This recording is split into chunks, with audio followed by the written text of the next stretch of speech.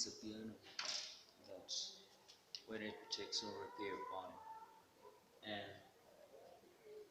you need to take a little more time when preparing piano because there are a lot of complications inside of the piano.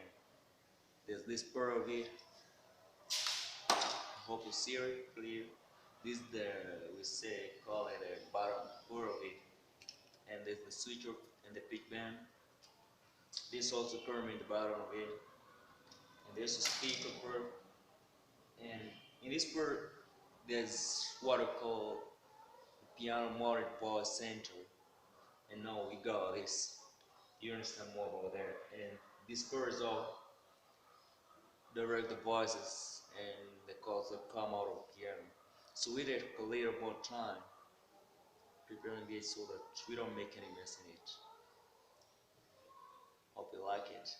Just take some time.